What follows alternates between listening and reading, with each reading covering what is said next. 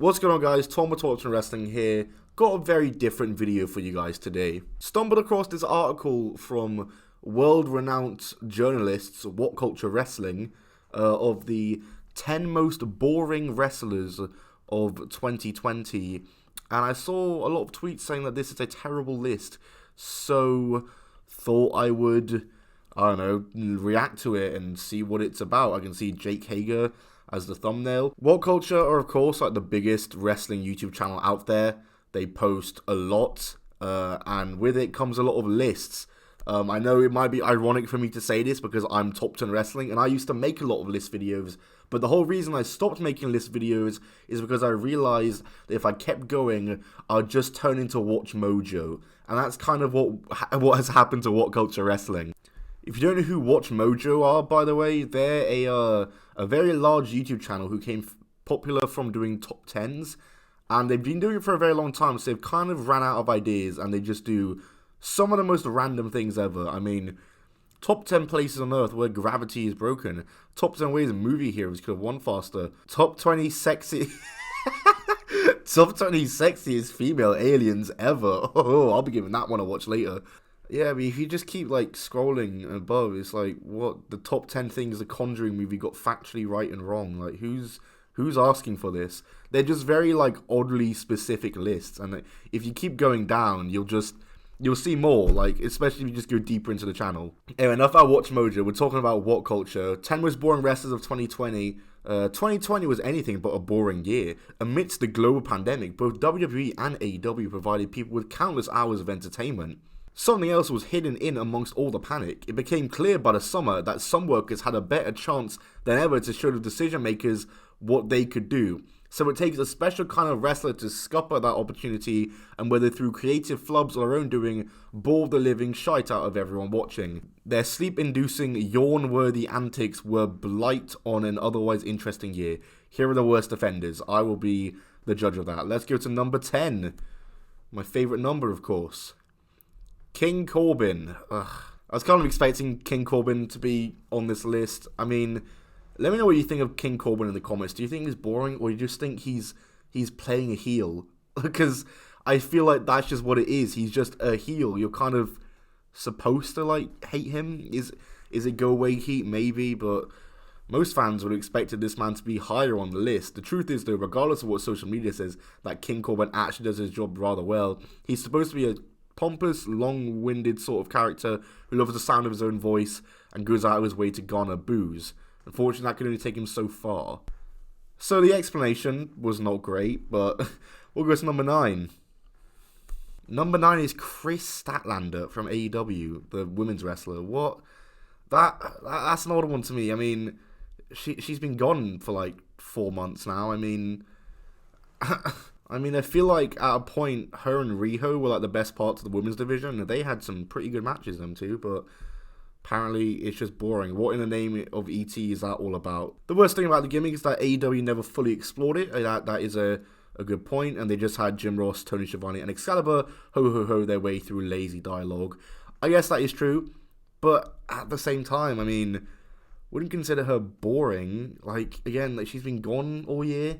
See, I think this is going to be an issue I have with the list. What do you constitute as boring? You're saying these guys are sleep-inducing. I don't know. I don't think Chris Statlander is sleep-inducing. I think that's a bit far. Coming in at number 8 is Kushida. What? What? Japanese striking wizard Kushida needs to get the hell out of WWE. But again, the dude has wrestled 35 matches since the turn of the year, and it's generally difficult to name any of them.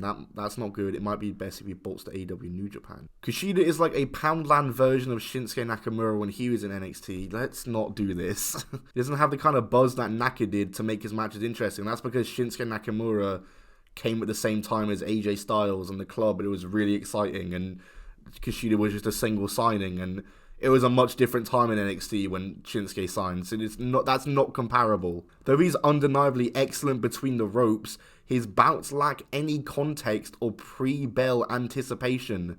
I feel like most matches on TV don't have that. The whole point of pay-per-views is that there's stories behind those matches and there's context and whatnot. So if Kushida's having TV matches on NXT where there's only pay-per-views every 3 months, then no shit. Might be for the best if he bolts to AEW or New Japan. Okay, I mean, again, maybe getting a bit too ahead of yourself. Number 7 is Mansoor. When was he? How often was this guy? What?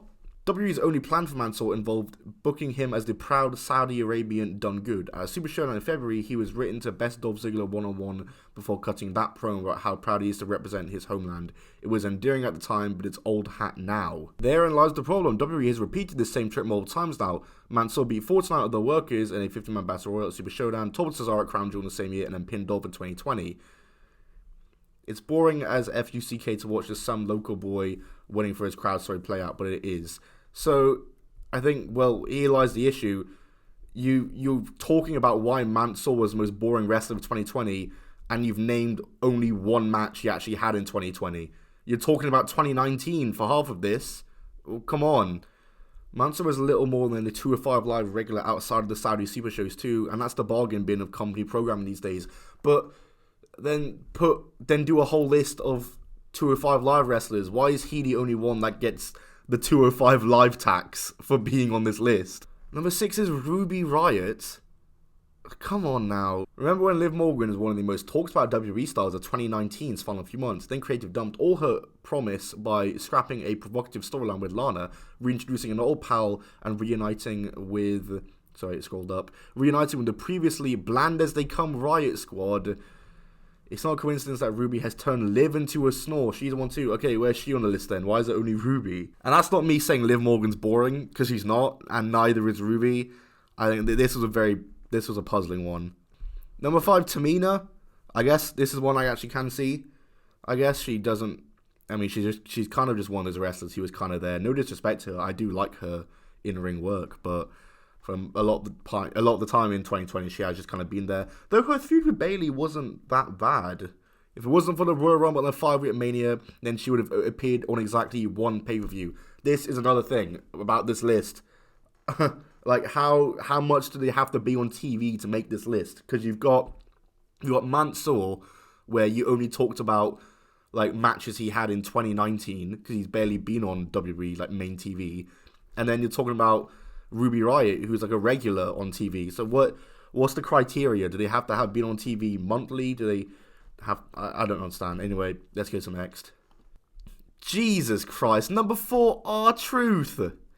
R-Truth. We're about to enter 2021 and Truth is stuck in 2019. Horrible, horrible take. His comedic skits are mega tiresome and they have been for a while. How many times can fans be expected to see Akira Tozawa and Truth trade this meaningless piece of tin? You're not wrong there, but to label R-Truth as boring, you can by every right not enjoy the 24/7 title and all the stuff surrounding it, but it's by no means boring. I feel like it's just hard to describe R-Truth as boring, given he's a comedy character, even if you don't enjoy the jokes or find it funny. It's not boring. Like, there's so many different... I feel like this list has presented so many different definitions of boring already. Number 3 is Jake Hager. I mean, he was on the thumbnail. I was waiting for him to be on this list. I guess I can see why. I mean, he is just a muscle of the group. But the fact is, I mean, that's kind of the point of him, just to serve as the quiet muscle of the inner circle. Despite being impressive physically and possessing some MMA credentials to back up his hard-nosed AEW bodyguard gimmick, you've literally said you're self-aware that he has a bodyguard gimmick. Hager is woefully mundane whenever he's on screen. He's just one in a long line of AEW wrestlers whose history and importance to the cause has never fully been made clear. Listen, I can understand why he's on this list. He is not super exciting and to watch, I get that, but at the same time, he's kind of got a gimmick where the whole point of it is that he's just the muscle of the group. But I guess that's one of the ones I can actually understand on this list. Number 2 is Hikaru Shida. Damn, the women's division in AEW sucks. Again, apologies for being so curt, but it does. Riho was a poor first champ when the company launched, and things haven't been any better since she was ousted from top position. They push characters like Shida on screen without even trying to frame their plans or objectives. They're just generic pro wrestlers. Hikaru exemplifies that. But how many wrestlers in WWE, AEW are just generic pro wrestlers? How many people actually have characters nowadays? Yeah, again, Hikaru is the only one that makes the list. I just feel like when you're describing Hikaru here, you're describing so many other wrestlers. Yet Hikaru's the only one that makes the list. You get what I mean? And again, while you might not enjoy her character, like, you can't call her the second most boring wrestler because of her matches. Her matches are fun. Like, if they have good matches, that there's no way that's boring. Especially second most boring wrestler of 2020. Feuds with Rose, Penelope Ford, and Thunder Rosa in 2020 seemed like secondary background affairs rather than mainline wars over the top female prize. Again, I agree with your points about how AEW treats the women's division, but again, good matches, all those matches you just named, especially the Thunder Rosa one. Like, you can't call her the second most boring wrestler. Remove the fact that she's a good wrestler.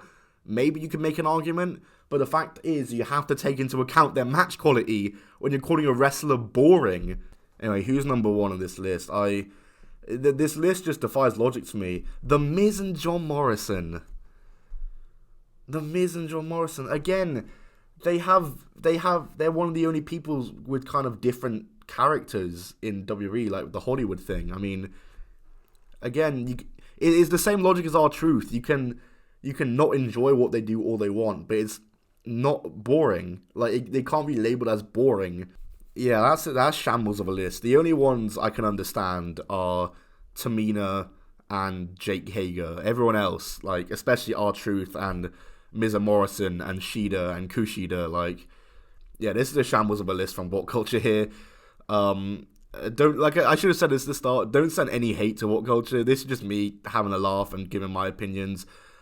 I think my issues with the list is they didn't really define boring well enough, and they didn't really specify what criteria it is that makes a wrestler boring. Is it their characters that bore you? Is it their wrestling matches that bore you? Because, I don't know, the points that I've seen just didn't really work for me. Anyway, that's it. If you guys want to see me do more videos like this, where I just react to, like, wrestling articles and stuff like this, then let me know in the comments down below and I will. Like the video if you enjoyed. I'll have a banger TNA video to start out the next year coming out on January 1st, but I'll see you all soon. Goodbye and keep on rolling.